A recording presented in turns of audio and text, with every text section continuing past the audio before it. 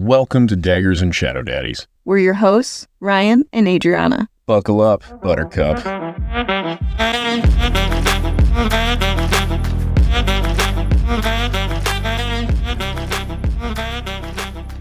This is a reread of Fourth Wing and Iron Flame as we prepare for the book Onyx Storm. This podcast is all vibes, no facts. Spoilers ahead. One of our listeners reached out and she's just like, hey guys, heads up, Imogen has an orange dragon. Oh, so our theory about them all being assholes might not be correct. That's what I'm going with. Especially, I don't want to. It could still be correct. It could still be correct. I like Imogen, but she is an asshole. But like in a fun way. Ooh. Yeah, you know what? Yeah, I was going to go somewhere else with that. It's not time. Her dragon's name translated means clean/pure, so she can't be a bad guy. The Virgin Imogen. No, you don't think so? That's why she's with, what's her name? What's her friend's name? And Quinn, and I dove deeper into the wiki page. Dove deeper into the muff of the wiki page? Yeah. It's odd. Even the wiki page says that Imogen is attracted or has a crush on Garrick. I'm not seeing it. Canonically, though, that's accurate, according to Xaden. And she's not in a relationship with Quinn. She has said that also. She said we're good friends. So, well, I thought they were more than just friends. Oh, and another thing, while looking into the wiki pages, Heaton is a lieutenant in the third year. They supposedly came back with Emery and Xaden when Xaden came to rescue Violet. And that's also when they all go to Erasia. Emery, Heaton, and Xaden go on secret missions, which kind of verifies. You know what's really funny? You keep saying Emery, and I have no idea who that is. It's somebody else who is also there with Heaton. They're just as much of a side character as Heaton. No, Heaton's not a side character. Heaton's like a fake-out main character. That's just us. No, I think everybody feels the same way about Heat. They should. Yeah, I feel if they want to be correct. Exactly. Like us. But we're always correct. What color is Imogen's dragon again? Deep dive. Adriana's going to do a muff dive on the wiki. We're both going to dive in head first, if you know what I'm saying. Well, I thought that I was going to be able to fact check the wiki page and submit a, like, hey, guys. What? You thought we knew enough about this book to fact check the wiki page? Yeah, because I thought I was certain that Heaton was a second year like Violet. No, I was just wrong. I'm going to need you to listen with your whole heart when I say this, with my full chest. Oh, sweetheart. Bless your heart. We aren't those people. We're not. I was so excited. I was like, wow, this is the first time I've ever been able to correct a fan wiki page. And I was just wrong. Honestly, I love that your heart was in it so much to be more correct than somebody else. Well, I didn't see any evidence that they were actually a lieutenant. Well, now it was really obvious as these last chapters happened. Well, you know, it's kind of a thing. I bet most of the people didn't write the wiki page as they were listening to the book. So I'm willing to bet they have a little more of a full picture coming into it maybe than we do. Exactly. I also had you read chapter 27, bonus chapter of Xaden to me last night. Yeah. That was so good. I cannot describe to you how attractive that was that you were reading his POV to me. You know, it feels a little bit like voiceover work, though, where you get to say the things that the sexy guy says and pretend that you're the guy that's not looking at the explosion. You know what I'm saying? Yeah. It was cool. That chapter is not a mushy Xaden. No, it's not. It is moments of appreciation and mostly sarcastic dickheadery. And I love it. And I also really enjoyed that we could see Xaden's perspective of Dane. We would get the same exact quotes from Dane in this chapter, but with a completely different attitude of Dane said whining or something like that. Said bitchily. Yeah, exactly. I would have you read this entire book to me, except your Violet voice is a little rough. It's very similar to how you sing. What do you mean? I'm sexy Violet Soaringale. Your Xaden voice, spot on. Actually, That's what we're going with. Honestly, a better Terran voice, because your 11 p.m. going to bed, deep, gravelly voice is definitely not a 23-year-old. Man. Zane's been smoking a lot. It's all cigars and sex. The way that these people convey emotions and stuff. It's acting. Yeah, and they do an incredible job. For me, it's the Xaden character is easy to read because I feel like I know that character. So I kind of know how I imagine him saying things. Yeah. Every time it switched to a different character, though, it fucked me up. Like, Liam, though. Liam was in here, and it made me so happy. And what I loved about it is it made Liam out to be a badass. How so? Because I was getting from this... He was calling Xaden out on Xaden's bullshit if it was them that fucked up those wards. Oh, yeah. And he was like, was it us? And Xaden's like, no, just me. Keeps packing his bag. And then he's like, excuse me, was it us? Well, he was insistent. Because I think he asked 3 times. And he was standing right in Xaden's way. He's just like, fucking move me. Do it. Like, he was pissed. And I'm like, that's my boy. Yeah. I fucking missed him. It was so good, and I also really enjoyed the jealousy that Xaden had with Liam. The spot that Xaden picked to sit between him and Violet was so petty, but hilarious. And again, the humanity you got out of Xaden in that chapter. Yes. It was just humanity. It was beautiful and perfect. But we didn't get to the end of it, so you have to finish reading to me. So, spoiler alert, I got to the end of it. What else happened? Because I think... I'm going to read the rest of it to you. You wait. Oh, okay. Yep, you have to wait. I'm just going to let you know I read ahead so that I would kind of have an idea as to how I should be saying things. Does that make sense? Yeah, I think as long as you change your voice for Violet. That's all I care about. That is hilarious. More like this. Hello. Oh, Xaden loves me, and I love my dragon. That's not a good... I don't know what the fuck I'm doing. You sound like an old man. Xaden loves... Oh my god, you're right. That is my old man voice. Chapter 36 ended on them all showing back up to Erasia with, I think, 200 dragons, 100 riders. I have a question. Yes. So we had infantry and scribes as well, and some healers, right? Very few. Well, I assume they weren't able to move those people because Yes. those people couldn't mind link with dragons that are like, yep, they're telling the truth. Those people all had to take it on nothing but word alone from Violet and the marked ones. To be fair, those people were already ready to defect. Like, they took almost no real convincing. They're like, what's that meeting about? And they're like, I don't know, a bunch of people said this place is fucked up and they're leaving. And they're like, I'm going to go listen to what they have to say. I like to think that the infantry just wanted a chance to ride a dragon, see if they could cut it, maybe get a little close to a dragon, be like, maybe if I get near them, they'll bond with me. Well, here's the funny thing. They all got to ride a dragon out of there. One way or another, the dragons carried people out. And this is the first and last time they would ever do it.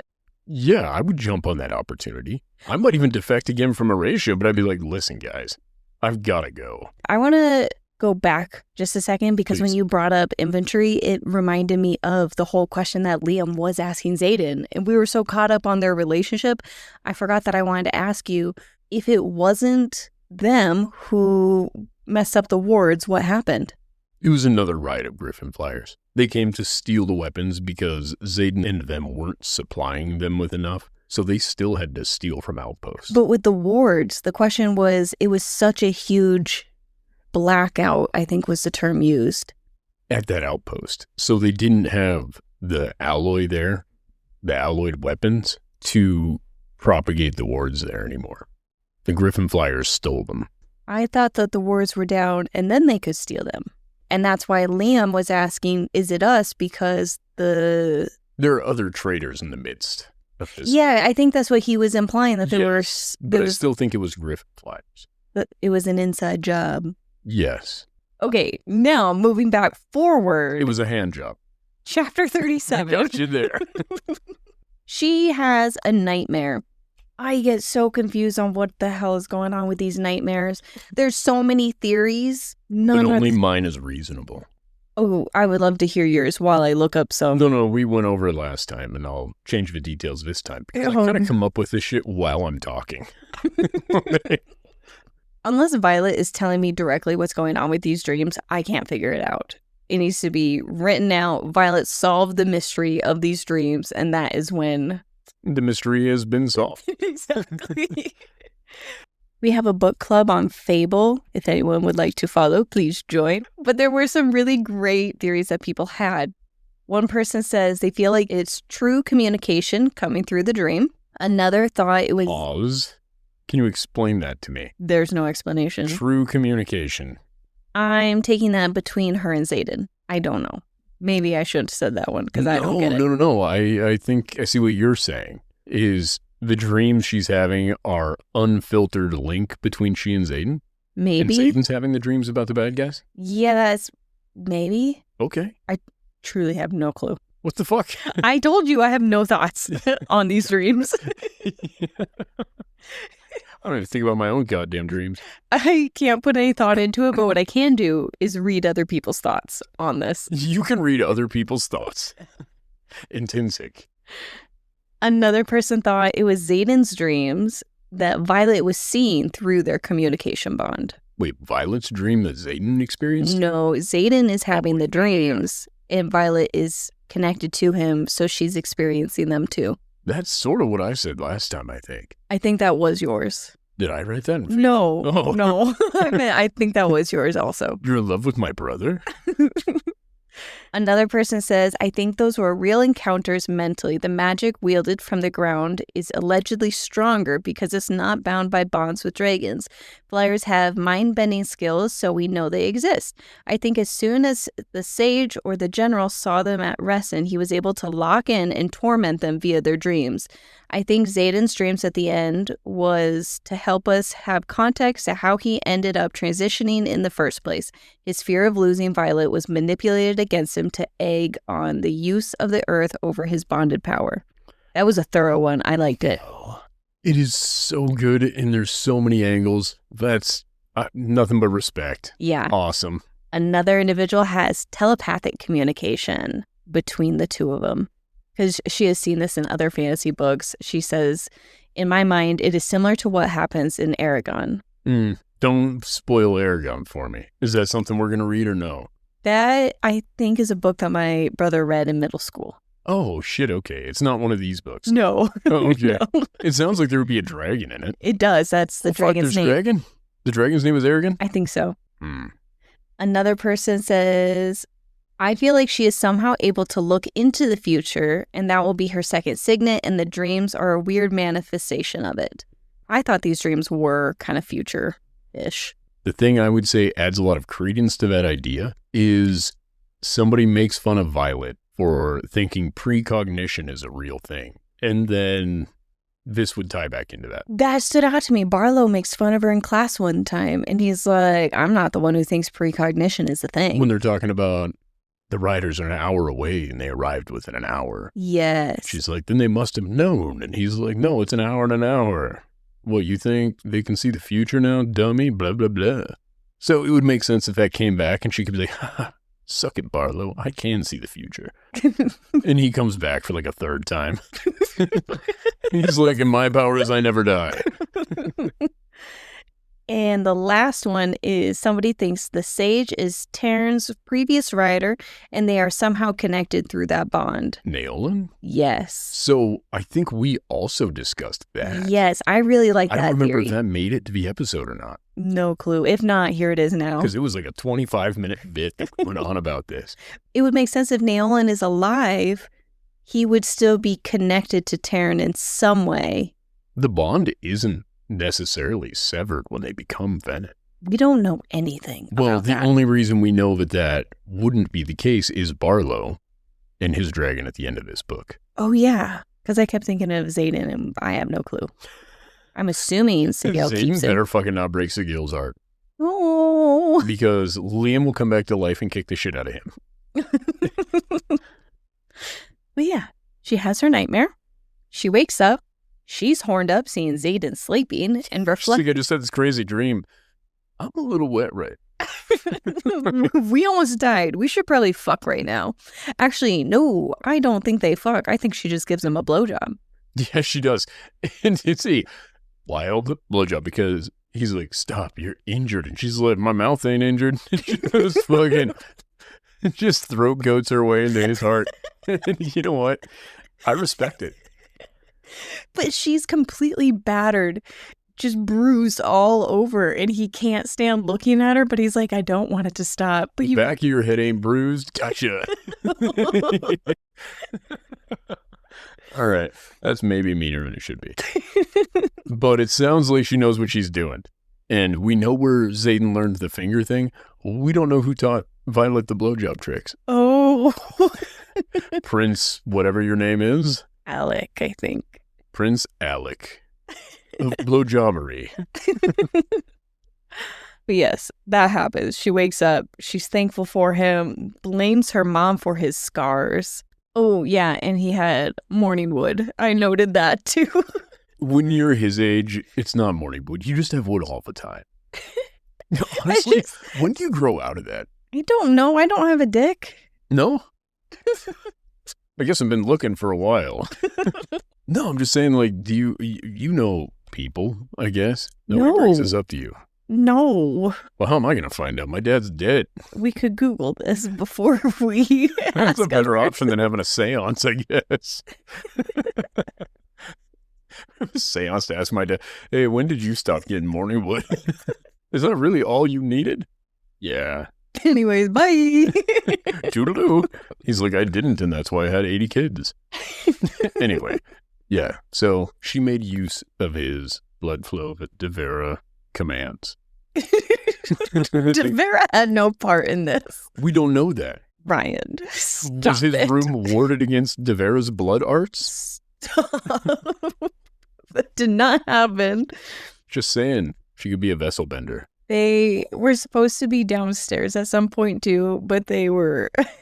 Yeah, Devera's like, I know how to get them here sooner. We're like, where are they? She's like, I don't know, but I can feel it in the force. I can feel he has a bone. Oh no, never mind. She doesn't feel his bone. Oh, stop. She notices the blood flow. It's like the Matrix. It's all ones and zeros, and then it's a bunch of ones stacked up. A couple zeros in the bottom for balls. So dumb. It's funny. Wait. Okay, moving forward. Yes, God. They have a committee meeting. Xaden and Violet are holding hands, which I think is adorable. I think they do this more often now that they aren't in Bezgaeth. Brennan can't read the journal, so he's just been holding on to it. I don't think he told anyone that he even had it. And Violet's like, oh, so you solved it, right? And he's like, I can't read this. And everybody else is like, wait, you have Warwick's journal? And he's like, yeah. She's like, why didn't you read it? And he's like, Dad only taught me to read Tearish. How fucking convenient. One of the people in this meeting, though, thinks that melgren knows where they are and what's going on. Yes. Again, I am trying to comprehend his signet. There's going to be a war there. And the marked ones get more than 6 feet from each other. They all fan out and boop, pops up on the old Doppler. Maybe his signet is more like he gets visions of the outcomes of the war, and then he gains intel from that. Because I thought it was the outcomes of like, yep, we win or we lose type of outcome. You thought it was just a sign that flashed like X or a circle? Maybe not. It's a thumbs up or a thumbs down. There's a frowny face in his vision. I thought it was... I have no thoughts. I don't know. No, you do. Stop saying that. You have so many thoughts. I don't know. Some type of vision, and he sees the outcomes of the battles, but then he changes plans to change those outcomes all the time. So I'm with you on this. I thought it was like, that's so Raven. You remember? Yeah. You zoom into her eyeballs, and it was like, oh. And it was like this inconsequential thing in the future. It's the same thing, but only for war. Melgren. And then, like, when there's marked ones, the same thing happens, but it's just a black screen for it. And he can't leave the vision. He has to wait until it's over. And it's like, wow, they battled for 3 days, and we had one too many marked ones on that battlefield. Like, can you imagine how they figured out where the limitation was? How many battles did he fucking miss? Maybe he really can't do any of the things he's convinced people he could, but he just kept coming up with the reasons why it didn't work that time. I don't think it's anything like that. They knew it was just a counter to whatever his signet was. That's what the rune... But there's three of them is the magic number. Like, do you think there were 7 at some point? And they're like, let's try this. Well, that didn't work. Well, yeah, we haven't... What's the problem? Why couldn't you see it? I don't know. What's going on? What's different about this battle? Oh, we had 7 marked ones there. Well, let's go start a fight with those guys and put no marked ones there. They were all students. You see what I'm saying? They were all students, so they weren't in any wars. Well, the 3rd years were moved up. Other than... battle. Remember? Mira brings it up when they first go to visit the outpost, as well as in the chapter 27 thing that we read last night, the recaps that. Yes. They bring up that the 3rd years do get brought into certain battles when they're short on it. When was this rule implemented? Why are you looking at me? I still don't know how royal people are in this place. I'm confused at everything, and I love it. Again, I think Melgren's just making excuses. He's getting mental cataracts. You know what I'm saying? No. He can't see the battle clearly. He's not entirely sure what's going on, but he's pretty sure there were griffins. It's a little blurry. Turns out it was wyvern. He's like, it was the marked ones that made it blurry. Get him out of here. I don't know. I have to wait until somebody actually talks to Melgren or something and asks him directly, like, hey, how does this work? Then do we believe Melgren? No, we have to wait until it didn't work, and then we learn why it didn't. That's how these books are written. Xaden ends up getting a mark for Violet because he's, like, vouching for her. So he gets another scar. Violet realizes all the land is Xaden's. She's having this moment of, like, I knew you were royalty. I don't know what you call him. I knew you were a rich man, but I didn't know you were this rich. Yeah, again, not to be rude, but it's a real empire of dirt at this point. Oh. It's a nice building, but everybody's under the impression it was rubble. It's not like world famous for being beautiful. And the fact of nobody's happened to just fly by there in a while and check it out, wild to me. And he's like, everything you see before you is mine. And also all of theirs, because I share it with everyone. It's very communal. She didn't blow him afterwards. She's just like, yes, this is my man. There are too many cadets to feed, and there's no access to stealing weapons anymore. So their supply is limited, obviously. Some changes need to be made, and Violet's feeling the pressure of reading the journal. And chapter 37 ends with Andarna waking up. Which is wonderful. Hypothetically, you're a master strategist, right? Hypothetically. You're going to take a bunch of people out of this college, right? Bunch of them are going to come with you. You're not forcibly removing them. You're allowing a bunch of them to come with you, and you are letting your rebellion be known, right? Yes. You're kind of a loud and proud out of there situation. You still have a vested interest in many things at this college, right? Yes, the weapons. The board, the library, the weapons, all of it. Wouldn't you leave a couple of your people there, hiding among all of these other people? I don't think there was any strategy involved, and that's brought up several times. And it's thrown in Violet and Xaden's face all the time. It should be a little bit. They kind of have it coming, to be fair. It was. They're risking the entire movement off of a really emotional moment. Yeah. Like, if you killed Varish, who were they going to put in there to make it worse? Right?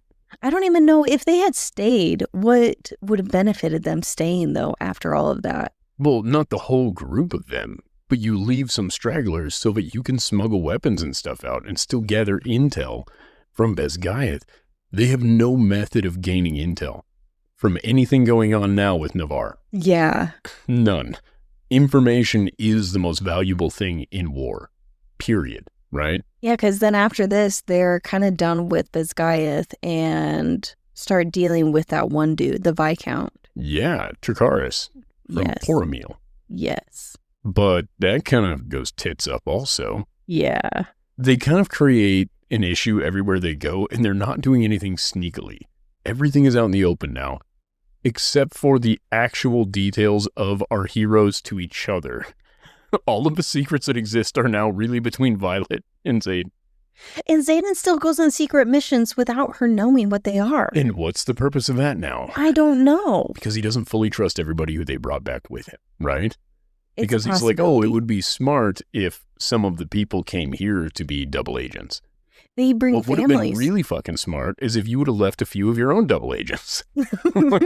You're thinking clearly enough to know that they probably have some in their midst. What if Bezgaiath had some? It was a very emotional response. Made by like 300 people.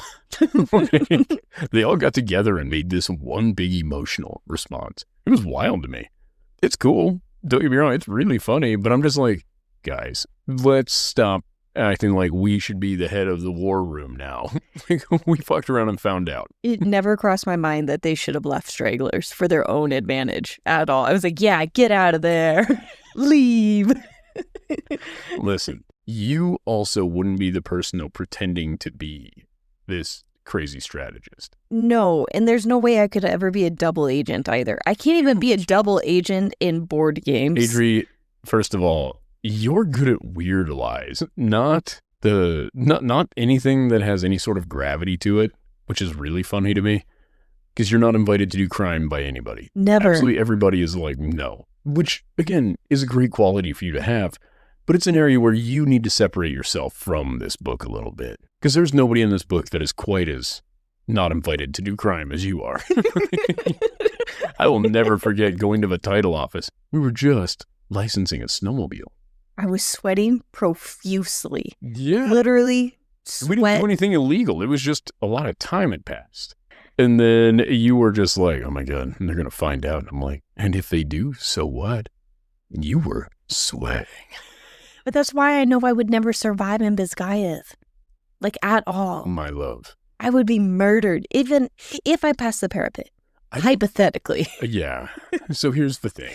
Dead. I'd be dead on sight. I think Go to sleep, murdered.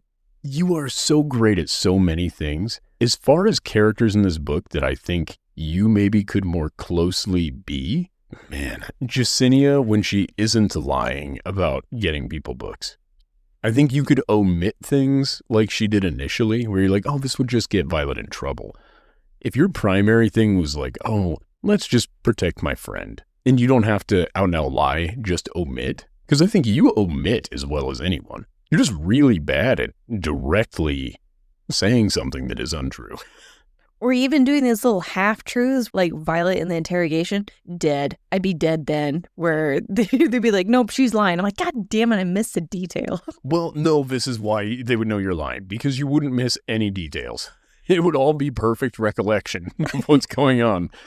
This is the funniest thing. When we play those games where you need to lie, you are so laser focused when you're lying. That is what gives you away. Yes. Every time. We play Chameleon, you are awful at it, and it's because you are so laser focused into what are they saying, and you're drinking it all in, and you're like, I'm going to kill it this time. We're like, oh no, it's you. It's you. You're trying too hard. Yeah, because when you're not lying, you put almost no effort in. You are so calm. Half the time, you're not even really playing the game with us. You're kind of doing something else and chime in just enough to kind of be considered playing the game. But when you're the bad guy, nobody's around it. And I'm like, okay, you're really bad at this. Our son gets it from you because he's the same way. The effort he puts in when he's the liar, you're like, wow, you guys are bad. Our daughter scares me. Oh, she's good at these games. Fuck, dude, she's amazing. I like to think that I'm like pretty good at these things. No. She's a gift. It's terrifying. She's the Xaden of our house. Chapter 38. Andarna wakes up and her scales are already reflecting the color around her. Violet doesn't describe her scales as black, even like she calls it pearlescent, the magic, whatever it is, inside her head in the archives. Andarna is freaking huge. She can't open up her wing, and it's likely because she didn't sleep properly, which is really sad. And Violet starts to blame herself.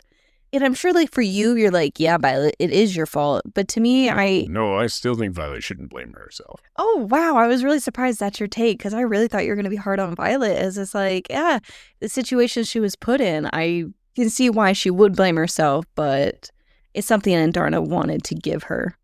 I think where I come at a point of empathy from this has to do with if you have babies and they don't get fat, moms tend to blame themselves. They're like, oh, my baby isn't eating enough to get fat. And a lot of times the reality is your baby has a metabolism also. Some babies are just not going to get fat. they just kind of stay, willowy. Look at me. I'm just an enormous baby that stayed willowy for the most part.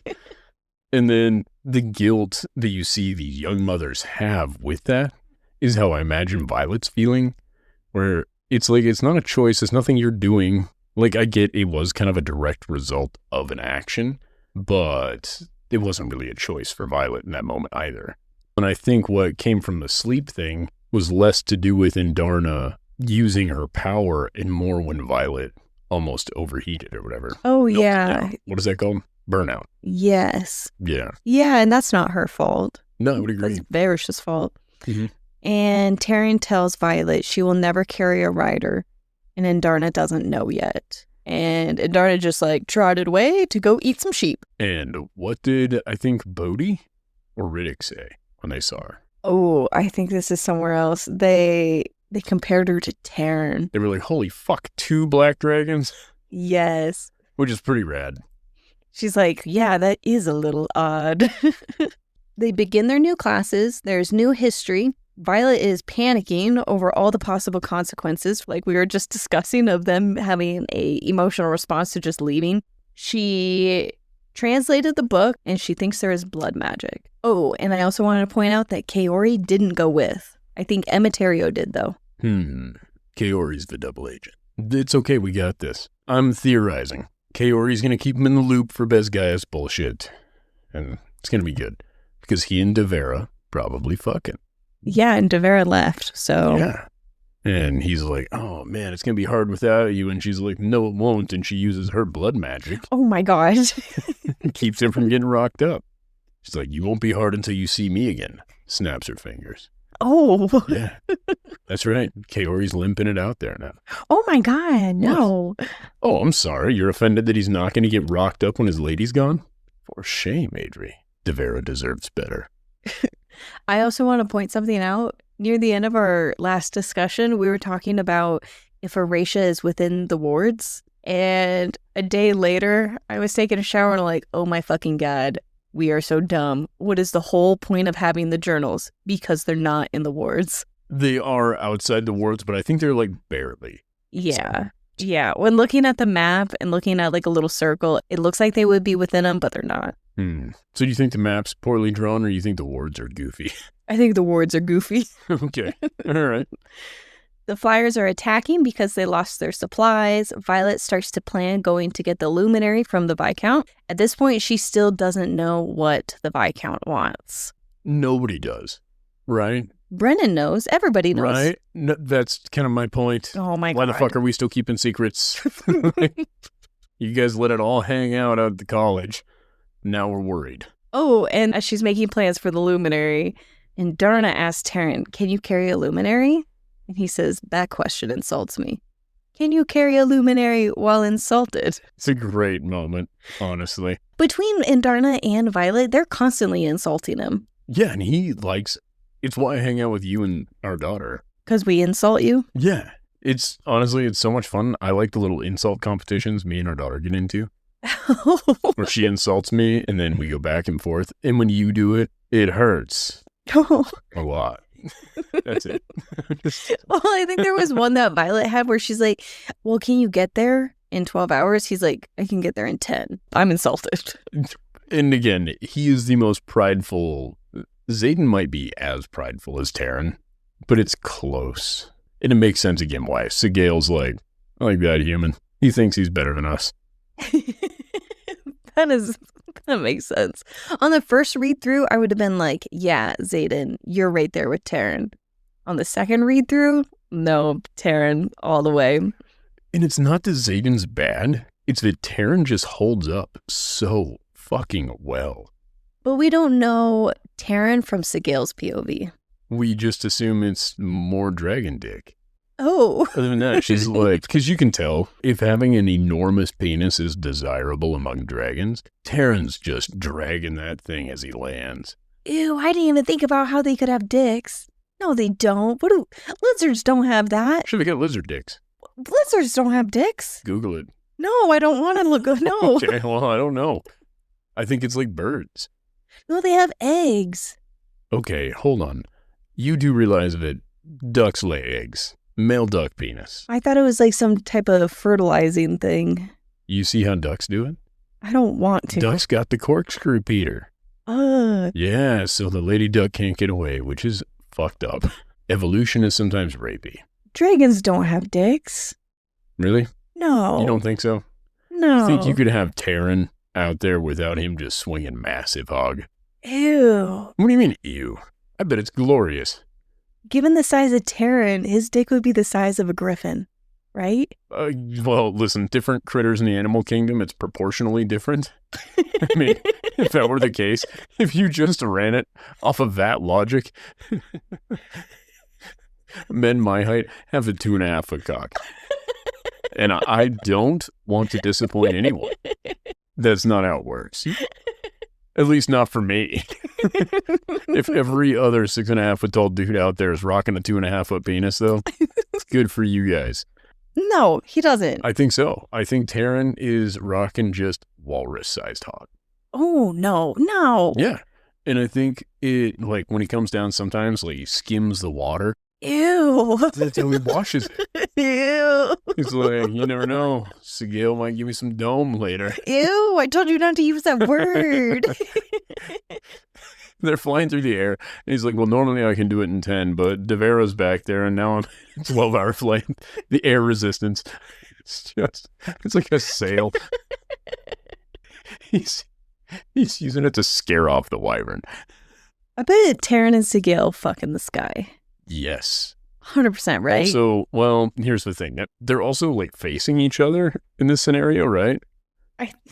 What's it called when you give animals human-like traits? Anthropomorphic. Yeah, I think we're doing that way too much. Anthropomorphizing them. Yes. Well, see, here's the thing. They have anthropomorphic personalities, but their bodies are all dragon. Well, what kind of critter is he, Adri? A dragon? Dragon D's nuts. No. All over Sigil. Ew. And that's the crazy thing. Dragon Dong, we could run with, but Dragon Nuts, that's an odd one. They would have, I was just going to say they would have scales, right? Well, here's the thing. I don't think lizards have exposed testicles. They don't. There's no way. We have geckos, and they don't have dicks. I have testicles, and we have geckos. I wasn't sure which way you were going with this one. Like, we have balls. Oh, that's funny. No, you're right. The geckos don't have testes. They don't have dick that we've seen.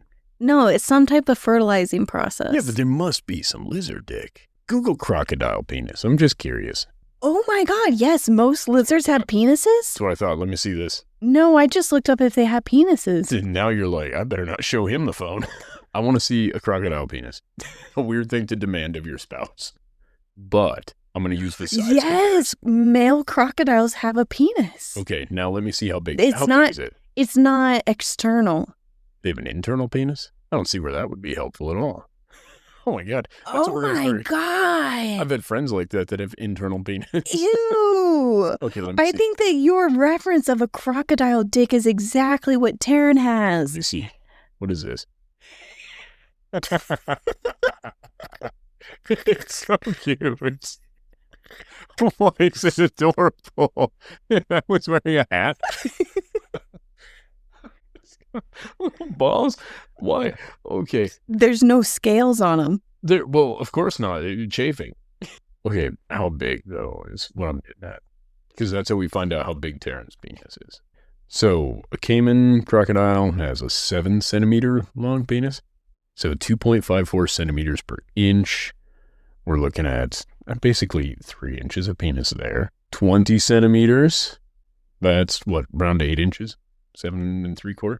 For a 30-foot long crocodile. Well, I was just going to say. That's a pretty small penis. So, but proportionally, a 20-foot crocodile has how big of a penis? It varies between 7 and 20 centimeters. Okay, then how big is Terran nose to tail? Yeah, let's say he's, let's go with 120 feet long. Does that sound fair to you? If he were about 35 feet tall. Yeah.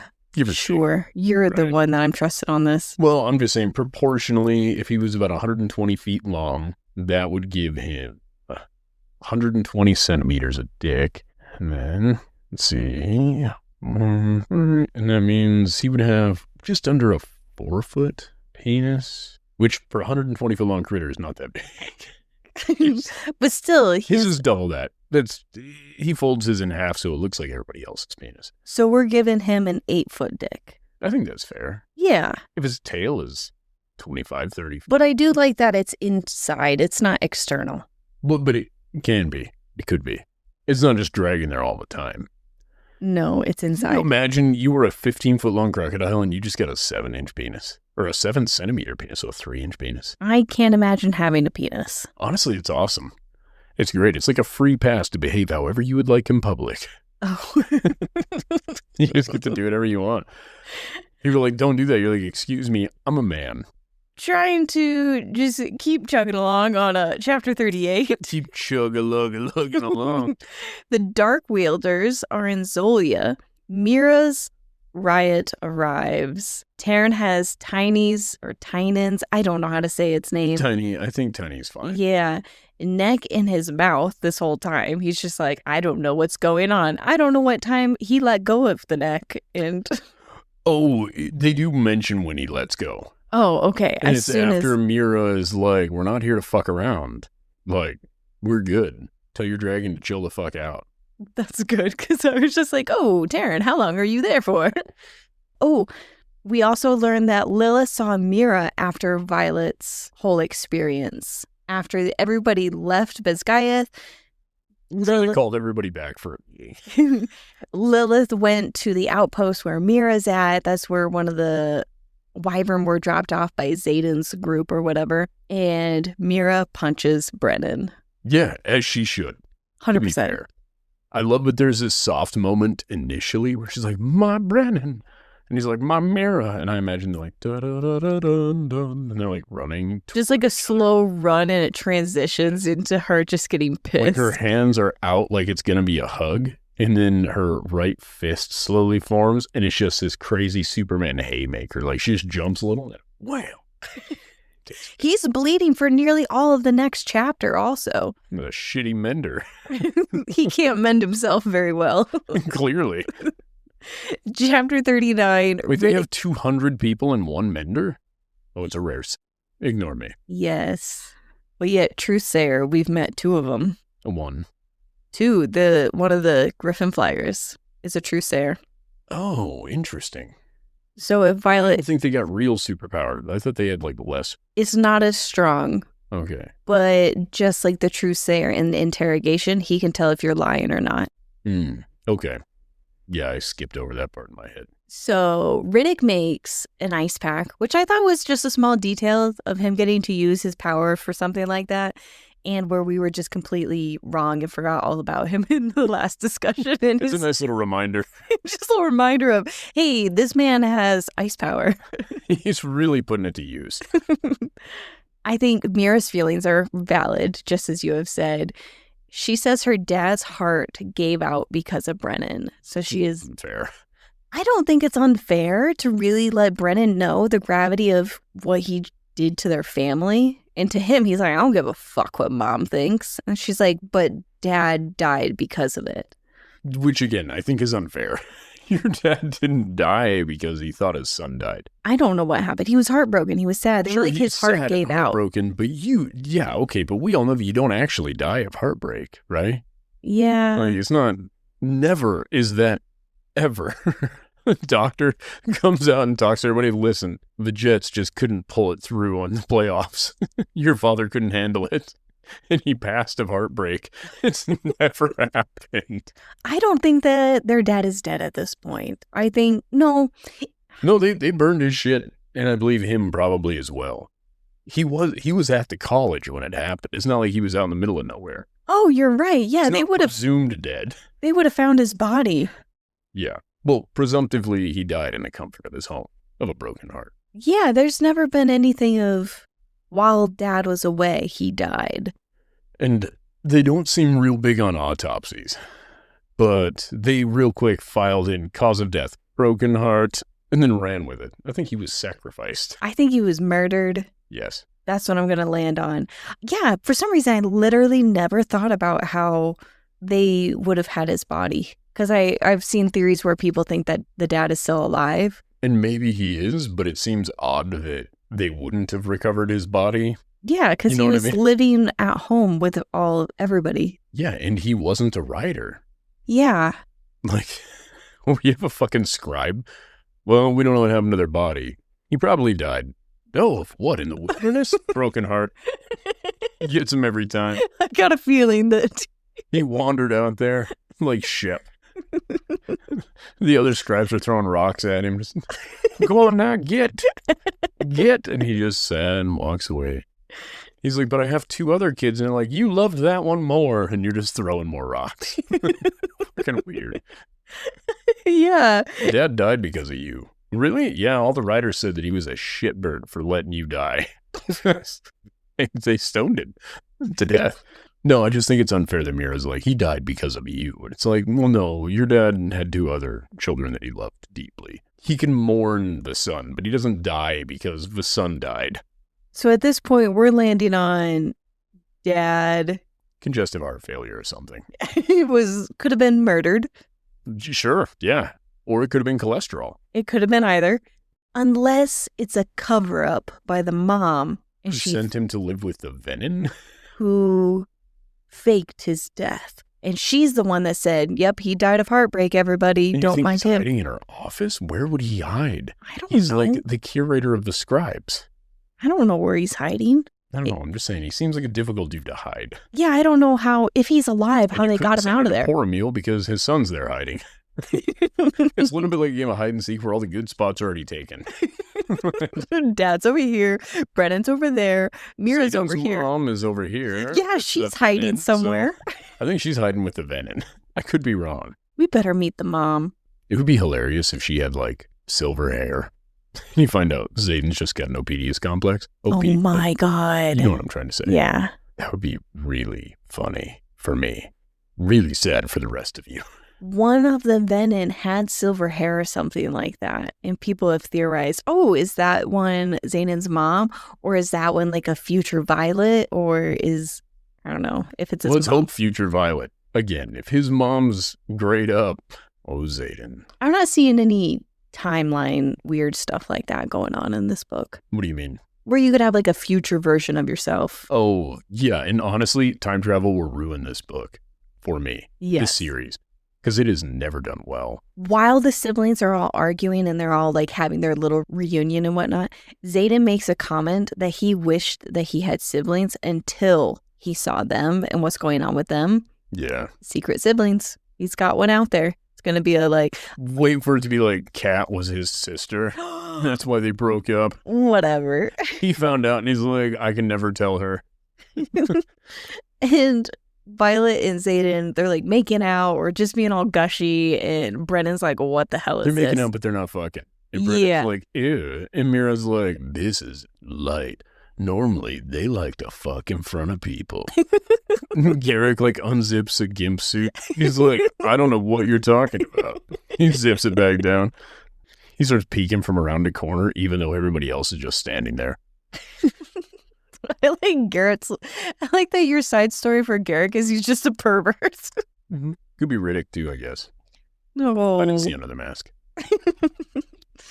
Violet has her moment of telling everyone, I know how to raise the wards. People in the committee are questioning her because it's only been like maybe It's been 2 hours. It's been like 4 days. She's like, I've done it. More confidence with thinking that she's got it all right.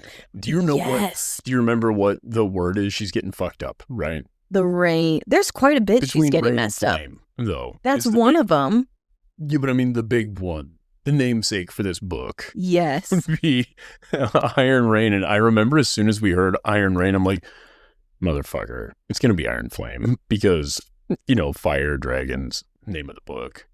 We've gone through this. I never picked up on it. I was like, Iron Rain, and wishing that I had the actual book so I could see which way rain was spelled. Well, I remember when we were going through this and this part happened, I was like, oh, it's going to be Iron Flame. And you're like, no, she said Iron Rain like 7 times, Ryan. Yeah, she's confident. She solved it. She said, I know how to raise the wards. Violet knows what she's doing. This time, every time she said Iron Rain, all it made me think of was Prince. And it's so funny to me. Because every time she does it, she's like, with an Iron Rain. And you just keep, Iron Rain, Iron Rain. You know what I'm talking about? Yes. Yeah, he killed it. Good job, Prince. But I love her confidence and then how it just gets torn down because she's questioned. She's like, guys, seriously, do any of you know how to read this? Yeah, I didn't think so. Well, this is the thing. She's the most literate person in any given kindergarten class. Like, if you think of it this way, a bunch of kindergartners standing around reading a book. Most of them are just kind of getting what they need to from the pictures, right? And you got one kid that can sort of read. He's like, no, it says this. Every one of those kindergartners is going to be like, are you sure? They're like, yeah, I fucking read. I know what's up. And then they turn out to be completely wrong. And that's because she didn't only get that part wrong. She also got that it needed to be dragons. There was quite a few bits of it. Because I think even if she got Iron Flame correct, I still don't think that any of this would have worked out. Like, she wouldn't have known about the other dragon breed, and she wouldn't have known that you also need to be using dragons or their flame or not blood. Well, and I will admit, I do think that the flame is a big key to this. And the blood having to do with bloodlines, basically, of the dragons. I think eventually you could get through this, but I wonder what the purpose in writing it so cryptically was. Because if you're going to write something cryptic that's difficult to understand, there's really not a lot of point in writing it down. Who are you writing it for? And how did the first 7 figure this out? I thought it was the first 6, and the 7th was just another dragon. But I saw one theory that one of the first 6 also bonded 2 dragons. Oh, that's a theory.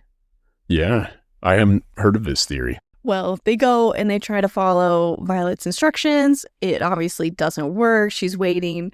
And Violet says, I've never done anything wrong in my life. And she's having this huge moment of, I am always right on these things. And I think for these next several chapters, Kat starts doing better than her in some of the classes, and she has a really hard time with it. So Kat can weave runes like a champion. Yeah. And I thought there was one other area where Kat was doing better than Violet is. Oh. Looks. Kat's fucking killing it. She doesn't need to wear black. And probably humanity also, because Violet's just like, yeah, they died. Who cares? And I think the lesser magics. Because something that I noticed was the Griffin Flyers know when somebody else is doing mind work. And I find that interesting. Oh, as soon as you worded that, back to chapter 27 of Xaden's POV, there was a moment where Xaden looks at one of the riders and they were like laughing, having a good time, and stopped as soon as Xaden was looking at them, likely doing mind work on him to get his intentions. And that rider stops. He looks at Xaden. And then, I don't know, they had like a staring contest. No, I think it's just Xaden has that look on his face and people are like, oh, fuck, he's not laughing with me. You know, like, it's one of those moments where it's like, are we laughing at him or with him? Maybe. I thought it was somebody that knew that mind work was being done on him. I don't think Xaden's doing mind work. I don't think he was even using his intrinsic powers in that. Maybe not. I could be wrong. But Violet doesn't succeed, and she starts her plans for sneaking out to Takaris. Terrence sighs, and Andarna is eager. That is the end of chapter 39. Hey, Violet, maybe as a barometer for how bad your idea is, does the baby dragon that's full of bad ideas think it's awesome? Maybe you shouldn't be doing it. Maybe. Starting with chapter 40, Xaden is gone. He's going on one of these missions. I think this is one of the moments that I finally realized I was like, okay, Heaton is going with you. Heaton must be a lieutenant. And just lost. So chapter 40, Xaden's gone on one of these missions, I believe with Heaton and Emery. Felix begins training Violet, and I love how he's like, why the hell are strikes per hour even useful? And she is just like, this is really impressive. And he's like, no, it's not. Yeah, he's like, wow, this is neat for no reason at all. This is not effective. Do you think Carr sabotaged her training? No. So what I think actually was happening is Carr was pushing her to be able to do more strikes to build up her tolerance first. Because if you're trying to focus on accuracy, let's say you're going to sight in a gun, right? And you only shoot 2 rounds per day, you are never going to get that fucking gun sighted. You do need the idea of repetition to build a habit. And if you space out that repetition too much, you're not going to gain anything. So I do think both of these things were necessary. I think he could have had her thinking about accuracy in this, but I also see the need for initially when she could do like 3 lightning strikes, you were never going to get accurate doing 3 a day. I guess, yeah, when you look at it that way. But she was also not doing any of the smaller versions of it. And Carr was referencing older books that discussed the lightning signet. And the fact that Felix has more information than what was there at Bezgaeth is why I thought that maybe Carr was sabotaging her in doing like this performative, like, of course we are training her, but really they know it's against. No, because they would want Violet to be on their side and protect them from the Venom, right? Yeah, or even if they're on the Venom side, the Venom want Violet to be able to wield and use her signet well for their purposes. Everybody wants Violet to succeed. I just think Carr was really bad at giving advice. And I do think that there is a necessity to her gaining tolerance, right? Like, I think there's a necessity to that as well. Yeah, just not the focus on how many an hour, just more, you do need to do more than one. When you're teaching toddlers things, you're introducing fine motor skills, but you're not like, hey, this is how you walk, and then we don't immediately teach them tap dancing. You know what I mean? Like, we get them so they're moving their fucking legs a little first. And I think that's kind of what Carr was doing. Is he's like, okay, you're walking. We're good. You've got the broad strokes, big strikes, cool beans. Then you can refine things from there. Well, in this case, he's actually working backwards, and she doesn't like it either. That he's like, well, first we're going to start with the... Control. I already forgot his name. Palpatine strikes. the Star Wars... Yes. Yes, you're right. Palpatine. Palpatine, but his name is Darth what? Sidious. Darth Sidious magic. He's like, first we're going to start with that. She's like, why? I want the cool strikes. He's like, no, we need to do these ones. But again, I do see that both of these things would be necessity. And I think that is really awesome. So he gets her an orb, and I rarely see any fan art with her with this orb. Wait, does the orb break at some point? Mm-hmm. Oh. She explodes it later. It's basically a lightning bomb. Oh, forgot about that until right now. Yeah.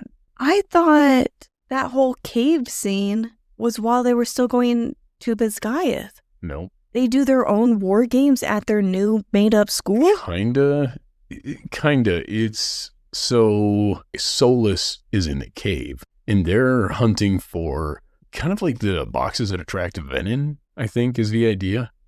Okay. If I remember right. Yeah. And it's like Solus is there, and then Solus is like, I'm gonna fucking murder you guys. And Terran's like, I'm too fucking big to get in the cave. I'm like, his 8-foot wiener's just not letting him in. Sigale's like, spit on the hole. Ew. No. All right. Fine. Too far. Okay. You know, I kind of felt that way about it too. Where my head is at is Violet is being told now to start using the orb, imbuing it, or whatever term we're using for her to channel her energy in as a way to control her emotions and to practice like the smaller power mode, basically. Yeah, Darth Sidious magic, right? Yes. She never uses it that I can think of, where she uses her fingers to strike anybody. Well, not until later on in this. Because it does come up. In that cave, that would have been a great time to use it. She's not practiced up enough. And you just have this big ball of magic power. I don't know. Here's the thing. I think what would be most useful for this is you have a girl who's a siphon. They don't know this yet. I don't think Sloan knows. At the end of this book, you have a girl who's a siphon and a girl who just can feed energy, raw energy, into these orbs. You just gave that girl ammunition. Yeah, that would be really cool for her. Everybody up. I kind of think that Violet is like the gifted student, that everything comes so easy, and that when they're faced with any type of challenge, they don't know how to handle it, because she kind of pushes back on Felix on training with these smaller forms of magic. He's like, I have tons of students that would love to train with me. If you don't want to, move along. I don't care. And then she's like, oh, wait. And then we see that she's not really practicing the Darcidius magic at all. And Xaden gave her the Tirish knots, which was to prep her for learning how to do the runes. And I don't think she ever did any studying on that. No, I would agree. I would say Violet worked on the areas that she really saw as her shortcomings. Running. Right. Her physicality. And in general. The wards. Yeah, her strength. The wards isn't like she saw herself coming up short and fought through it. Well, she was doing a lot of studying. But she didn't see that, even when she's like, I'm getting some of these words kind of wrong, she's not like trying to brush up on it more and further her knowledge. She is like, I got it close enough and moves on. Her physicality, she really did have to push herself actively. And she's not done that for anything else. Yeah, I'm probably being too hard on her. Was kind of that way because she also found the easiest solution is to poison before you fight him. Because when I think about Xaden giving her the book, that was part of his culture and something that he shared with her, and she didn't show any interest in it. And that irritated me. Yeah, well, and again, fairness to all of this. She and Xaden are kind of on the rocks for most of that. And when they're not on the rocks, they're traveling to see each other. And she's trying to hide a rebellion from people and still do well in school. She's very busy. And she's running every morning and she's not allowed to talk to her friends. Imagine you just start like cross-stitching at work. People are going to want to come up and talk to you. If you're not looking to be approached, look busy. Best way to look busy is not reading a book about knots. So, I don't know. And especially, he didn't tell her why at all. Yeah, I honestly, first time going through, I thought it was a sex thing. Not even joking. I'm like, wow, he's pretty forward about what he's into. He's like, we're going to get her. You're going to have to learn to tie this knot. And she's like, okay. And he's like, my penis is like a balloon animal. Oh, no. No?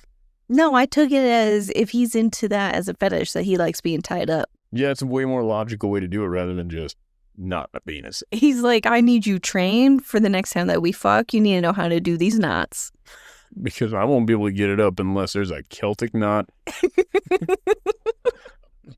around my penis. Do you think the term labia majora sounds like a magic spell? Yes. But in Harry Potter, not in this one. That's true. But I would just love to see something in Harry Potter like labia majora. I don't know what it does. You don't know what labias do? I've never heard of them. Can you show me? Felix points out that Violet can not only wield lightning, but she can also wield Xaden. Brennan and Mira are going with Violet to get the luminary. Both of them are on board.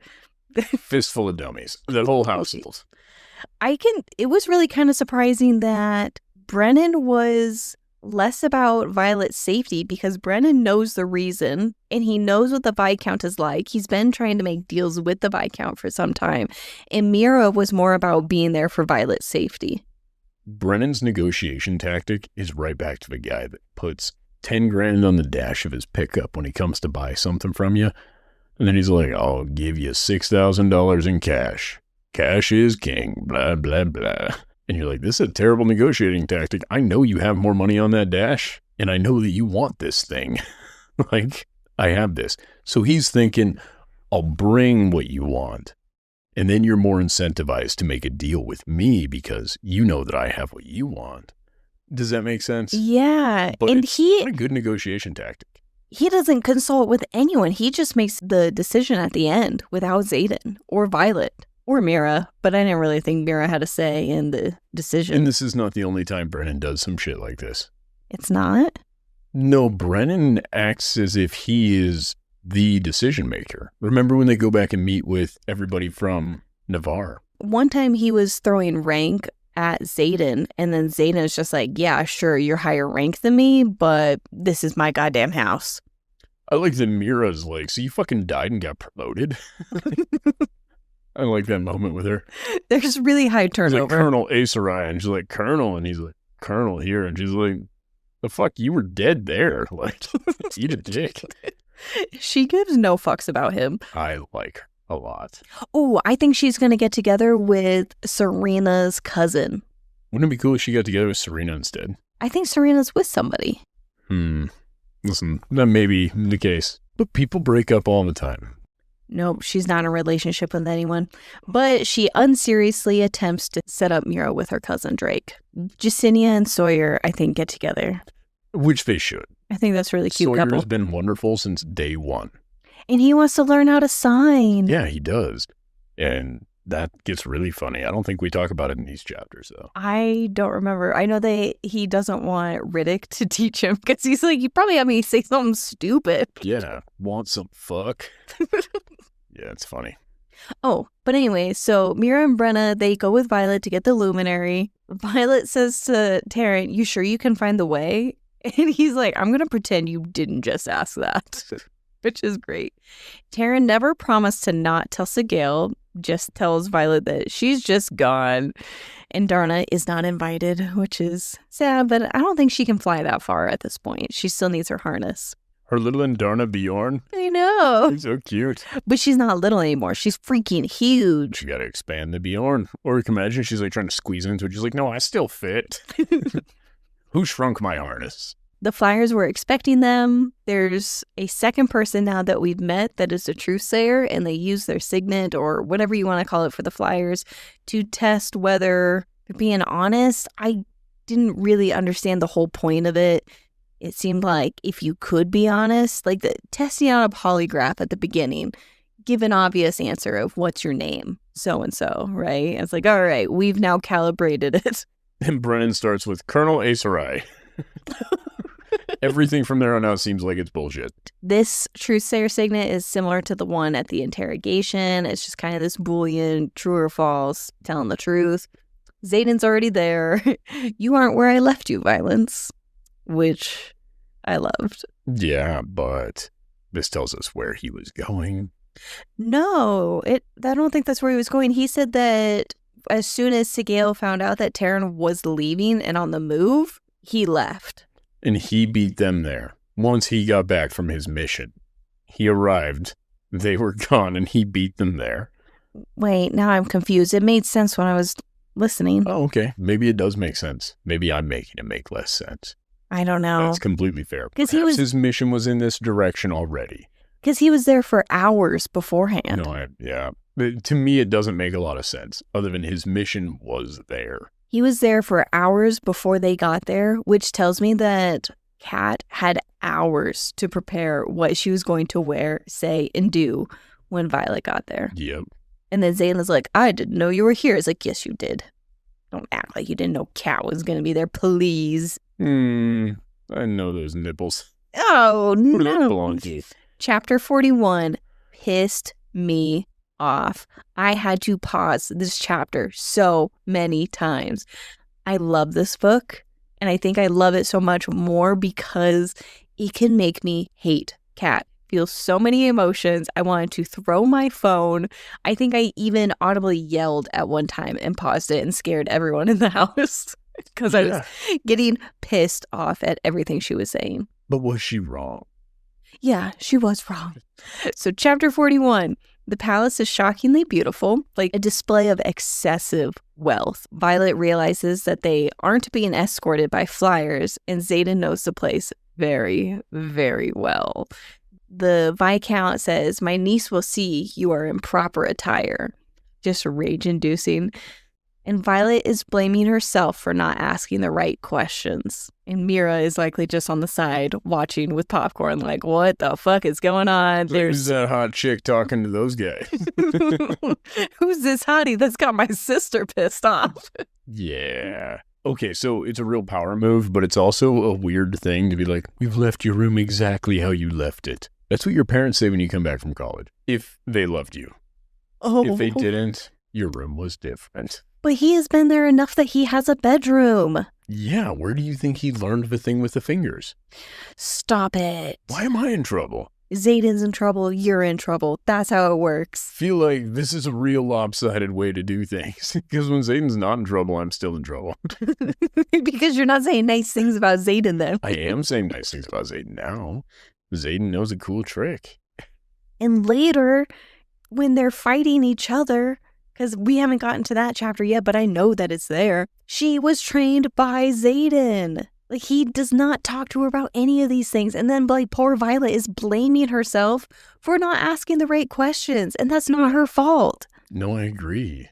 I'm with you on this. I think Xaden's the shitbird here. And Cat. To be fair, I think Cat is also the shitbird, but I respect the shitbirdiness Cat is pulling out.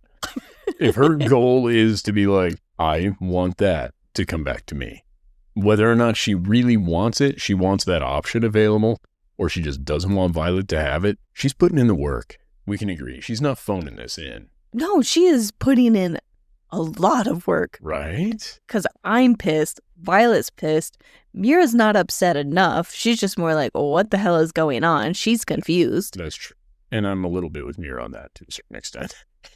Violet tells Xaden to stop protecting her like last year. He said at Gauntlet and Threshing he didn't love her or know what she would become to him. And Xaden is scared, like actually scared of women, it turns out.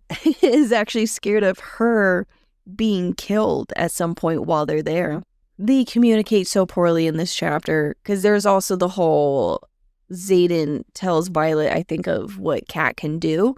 And he's like, I would have told you if you didn't have me blocked. And Violet asks the question to herself, how was Cat able to get through Violet's shields, but Xaden couldn't? They are really good at mind work. To get through their shields to that degree, but yet she was able to keep Xaden out. I thought that we've already confirmed that no matter what Violet does, she will never be able to shield Xaden out. Again, I think she is able to keep him out to a certain extent, but I think that what the Griffin Flyers, especially the powerful ones, are capable of is just a different level of familiarity with the mind stuff, period. Because they're not focused on anything else. It's hand-to-hand and mind work. That's it. That is the signet. You know what I mean? Well, I wish she would have asked Xaden because she just asked herself. But back to them arguing, and Xaden's talking about how scared he is. Xaden calls her out for sneaking away because she wasn't able to translate the journals, and that it's essentially not a reflection of who she is, and that all of these actions are because you're upset with yourself. And Violet says such an ice cold line. She's like, do you know who you sound like right now? And he's like, enlighten me. Dane. It's so ice cold. And again, both of them are correct in this. I think they are, but I do agree. Sounds like Dane, and she's also taking drastic measures immediately after one small hiccup. Like, but it's valid. But after the whole interrogation thing, he did get overly protective.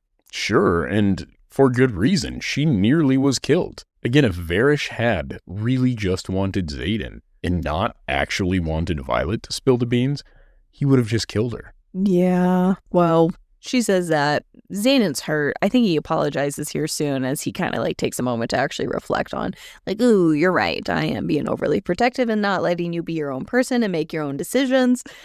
Everyone is smoking hot now. They're all in these attractive, essentially see-through clothes. I don't know what type of material it is, but it is expensive. Yeah, it's some sort of super special, uber thin sheer silk. And Cat is so hot. So hot. She's in like this red gown. And obviously, if you're Cat, you would have made sure that you picked out a nicer gown and would have made sure that whoever is taking care of Violet and Mira only gets nice outfits, but not as nice. And she pities Violet for the no color as Xaden laments the lack of color at Bisgayeth. And my note is, Catriona's a bitch. Serena points out that they are a year older than Violet, and it's been longer than that since Cat and Xaden were together. So potentially 2 years. So it seems like maybe before Xaden met Violet at the parapet, they were broken up. Violet's the rebound girl. She's not a rebound. Knock it off. A good rebound. A Scottie Pippen rebound. All right. I don't understand the reference. It's the NBA. We're fine. It's fine. They have their moment where Xaden sees her. Violet's very confused of how could you only be looking at me when there's this woman over here. And I'm sure Cat is just like raging off to the side, like, look at me, look at me, look at me. I'm in vibrant red. And Xaden's like, oh no, all black, and just eyes on Violet. Does like this little shadow thing. I don't know. Gives them like their personal little shadow space. Don't know what to describe whatever the hell happened. Cone of silence. Yeah, cone of silence for just Xaden and Violet. And he tells her that Cat can heighten emotions, so Violet can block him out, but didn't work for Cat. We don't ever get an answer on that. It's raining. She's in a sheer dress. She has one dagger that she keeps on her. And Fen Riorson's chest is in exchange for the Alliance. Mira can't shield, and a venom pops out. Hold on. I feel like we missed some stuff. Did they have Viscount? Yeah. And the Viscount's like, just show me your power, and then we can negotiate. And she's like, I'll show you my power. And he's like, cool, blow up that chest. She's like, what? It's like, it's a priceless family heirloom. And then, there's a venom floating in there. For like weeks. Yeah. She's like, it looks like someone was just locked up in there for weeks. It was actually kind of sad. I kind of felt for the... Come on, I thought sounds gross. He's just also, like... There's no gravity in there. So when they pee, what happens? I just absorbed by the clothes? I wonder if it's almost like time is frozen in there. You're suspended and time is frozen. Because full suspended animation thing. Because you don't keep someone in there and not feed them. He would have been starving. And he's actually probably a good guy. He's like, I'm so hungry, I need to pull from the source so I can get some food. Only a person that is capable of the hunger that you experience could look at this venom and go, probably a nice guy, just needed a Snickers. I think he's just hungry. And then he pops out and there's Violet and Mira like they're trying to kill him. He's like, guys, I just need to eat. And he's just trying to get to the stairs and they just keep stabbing him. So if we considered the way that Violet throws her blades in this. It was so cool how she like locks his feet into place using her daggers. I don't remember where she got the extra daggers. I thought she only packed one. They threw them down to her. Oh. I think that's where Mira actually ended up down, was to deliver the bag. Oh, that would make sense. And then Brennan shows up at some point too. But yeah, where she like locks his feet into place. Yeah, pins him to the ground basically. Yes. But the way she flicks the daggers, I find that interesting. Because she is so accurate with the daggers, she forgot to account for the heavy rainfall. That's why she misses once. Oh, yeah. So she's throwing them laterally, right? I don't pay attention. I thought she just holds the tips of them as she flings them. She does, but she must be doing it more Frisbee style from the side. Because vertically, right, if the blade was oriented vertically and you're flinging it through the rain, you've got a torrential downpour going, but it shouldn't be a lot extra to compensate for, unless their flat side is what's getting beaten down by the rain, and then I can see that being a real issue. But also the distance she must be throwing them from to account, like she's taken into Kentucky windage zone here. It'd be hilarious if she's actually really good at Frisbee golf and she just has this little moment of like, as a child, me and Dane used to play Frisbee golf all the time. Yes, there we were, ultimate Frisbee champions. They've got like the shirt still from it and it doesn't quite fit anymore. That would be awesome. Xaden is just pissed off. He's like, where'd you get those pajamas? Oh, me and Dane. The way that you're always thinking it's pajamas. Like she wouldn't just wear it around. That's a pajama shirt. Whenever you get those t-shirts from those types of events, you don't actually wear those out and about. That's not true. There are all of these lumber yards and stuff that give me shirts. I wear those. I know you do, but like I'm currently wearing a shirt I got from a job I had. Free t-shirts from events are only for pajamas. Those are not casual everyday wear. Baby, free clothes is free clothes. And True. all people are getting from me, covering up these nips. Somebody, if Home Depot wants to send me some pasties. Home Depot. Just a bigger pause was how you made it sexy. It's a pause to point out. Emphasize the nipples. One on each nipple. Oh, Depot. I see. It took me a minute. Depot better go on my long nipple. Ew. I would love for that to bother you. Gross. You ever worry about that?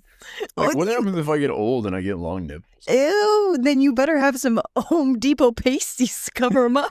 Right? We're going to need longer names for lumber yards. Ew. Builder's first source. Oh, that's awesome. Wait, we were talking about Violet throwing the daggers. Right, that was really cool. But something that I wanted to ask you about.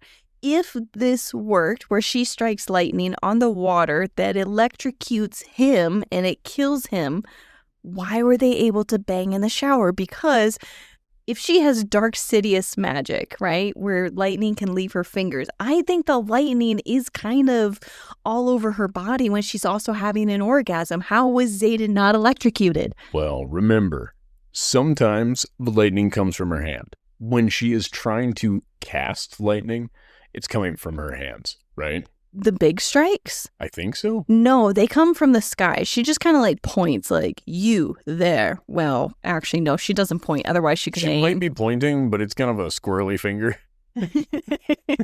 Anywhere over there really will be fine. The general area on that side. Toward the hill. No, further. Okay, well, eventually she gets to the point where she's channeling it through her hands, though. Yeah. While she's having sex, she may not be channeling it through her hands. It may just be erupting from the sky. Oh. Or the ground outside of there, because it's not coming up straight from where she is. I'm with you. I also found this to be a little problematic, but then I thought about how the fuck would she even just take a shower? If she had a dirty thought about Xaden while she was taking a shower, she'd electrocute herself. It'd be the weirdest thing. Somebody comes in there like, oh no, what happened? One of the Sorengales passed last night. I thought she was immune to lightning. Like, if a power line was to go down, Violet would be unaffected. First of all, Violet would be shocked because I don't believe there are transmission lines in the story at all. There aren't any. There are power lines.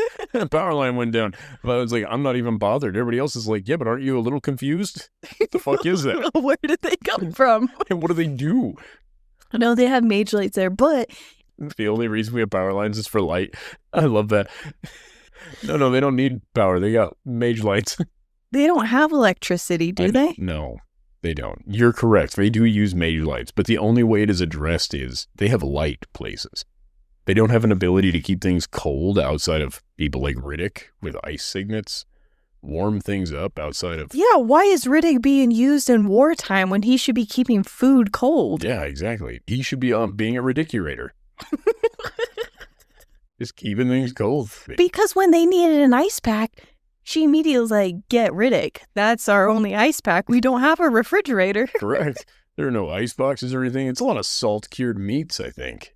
What do they eat? Well, you can still eat things without a refrigerator. I mean, we didn't get them until commonly in the late 40s, early 50s. Ice boxes before that are only like, I think the 1920s. Prior to that, you had cellars and things to keep things slightly chilled in, but it's a lot of salt curing and dry aging of meat. Oh, okay. And you could still can things, to be fair. So really what we got from this is Riddick is not being used appropriately during these trying times. Who is? Violet could offer them electricity. They wouldn't have to have mage lights. People who aren't dragon riders could fucking have a light at nighttime and not have to have all these oil lamp fires happening. Killing thousands, I'm sure. There's no Westinghouse where they're at. Why? They've halted progress in the name of war, which is ironic given a good share of the progress we've made is due to war.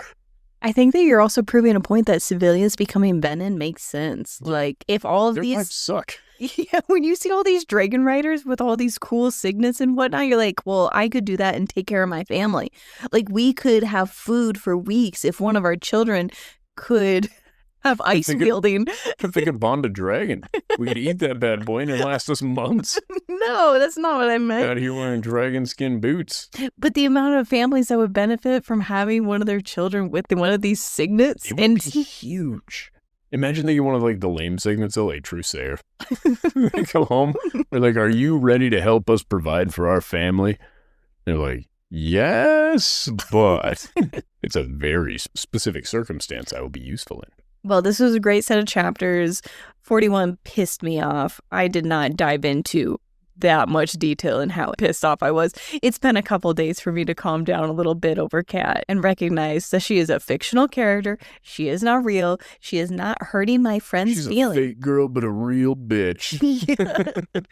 Violet doesn't exist. She is not my friend, and nor am I her.